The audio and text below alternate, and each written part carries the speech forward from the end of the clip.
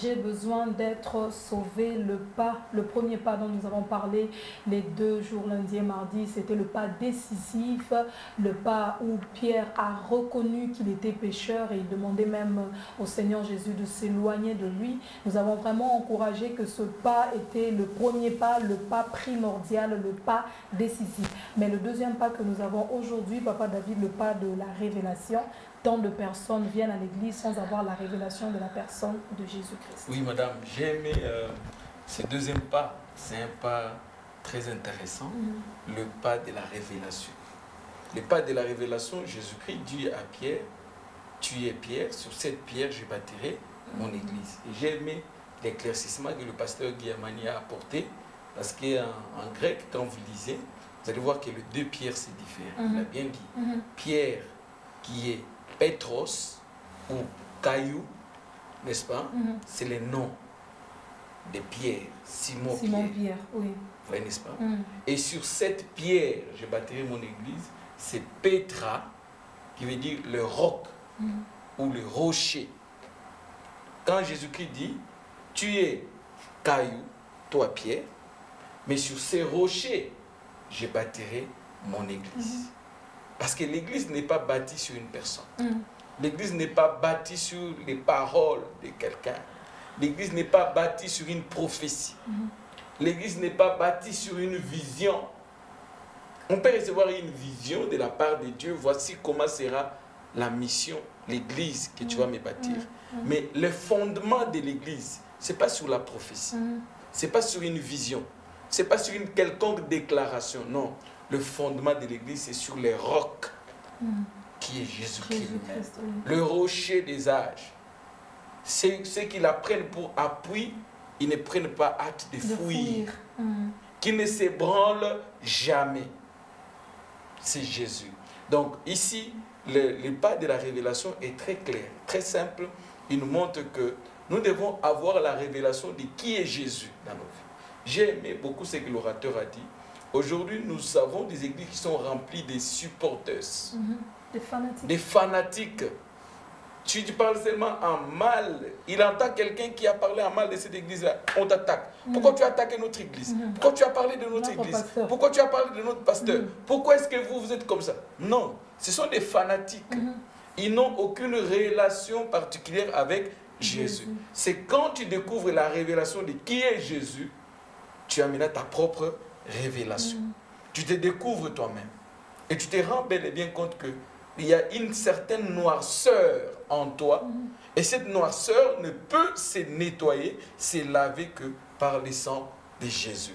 Et quand on a la révélation de qui est Jésus, on commence une nouvelle histoire. J'ai aimé depuis le mot, l'expression et la pensée.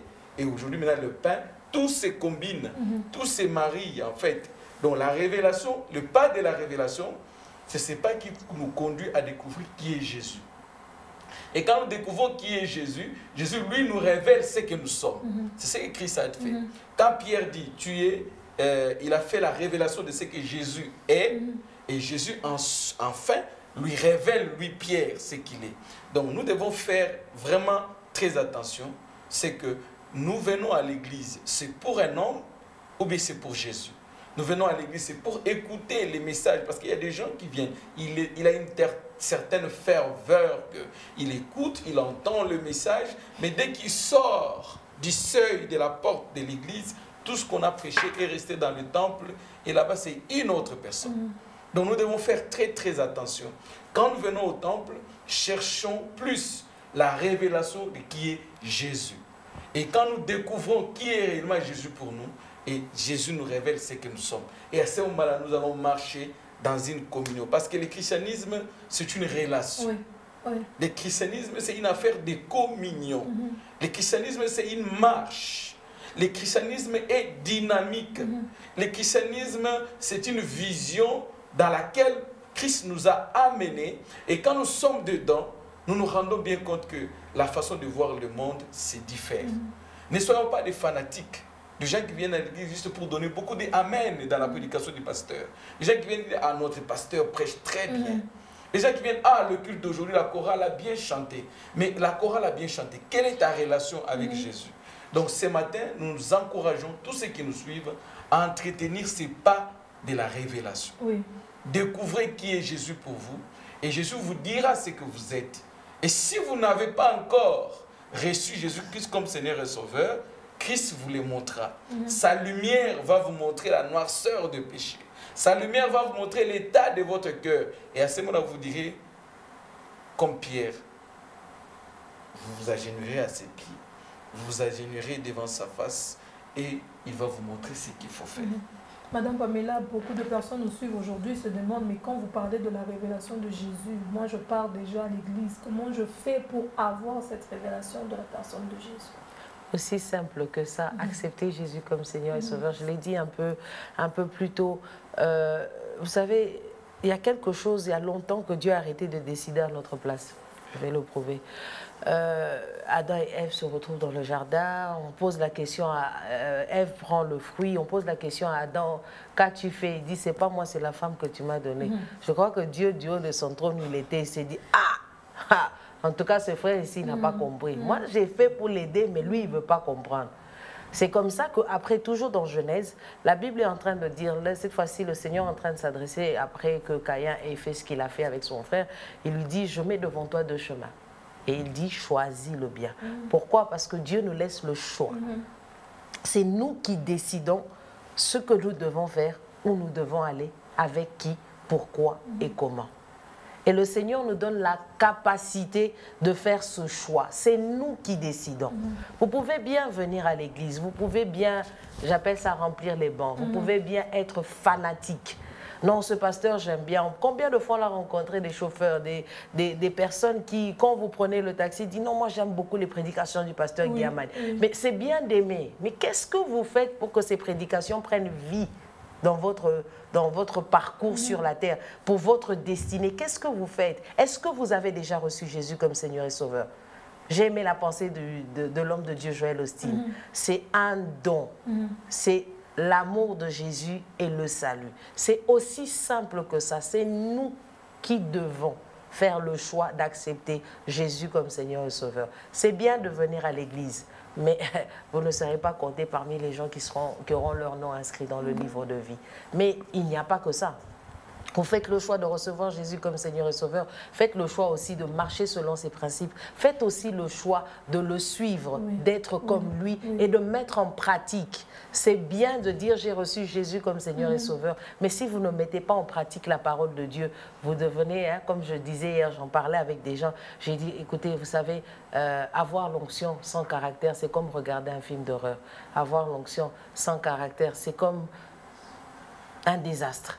Donc, vous devez apprendre à vivre comme Jésus voudrait que vous puissiez vivre pour que votre vie soit glorifiée et que quand les gens vous verront, diront réellement, certainement, nous voulons être comme telle personne. C'est important que la personne qui avait déjà reçu la révélation de Jésus-Christ, mais qui est tombée en chemin, je crois que c'est l'ange qui parle à l'église d'Éphèse, qui dit tu as abandonné ton premier amour. Souviens-toi de là où tu es tombé et relève-toi. Le Seigneur est toujours disponible, disposé à nous recevoir. Et comme on le disait d'ailleurs hier, la grâce de Dieu est toujours disponible. Mais Papa David, disponible et disposé. Et Papa David, il faut aussi dire que dans notre marche avec Dieu, la révélation peut devenir progressive.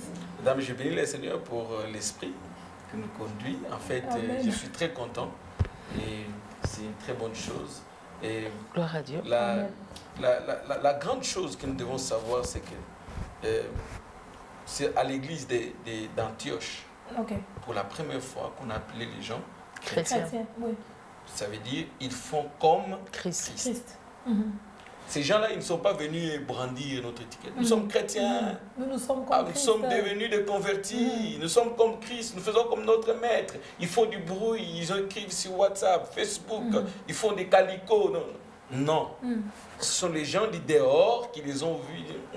Ces gens font comme Christ. Ils vivent comme Christ. Ils font comme Christ. Désormais, on les appelle chrétiens. Très important. La relation que nous avons avec Christ, elle est très importante. C'est là où j'ai dit l'esprit qui nous conduit ici. Il y a des gens qui ont donné leur vie à Jésus-Christ, mais ils n'ont pas eu à entreprendre une relation et ils ont connu la dégringolade. Ils se sont refroidis. Ils se sont retirés. Ils n'ont que l'expérience là du début. Ils disent, nous avions déjà reçu Jésus-Christ comme Seigneur et Sauveur. C'était dans telle église. On avait demandé, j'ai levé la main. On avait prié pour moi. C'était dans les années 80, les autres dans les années 90.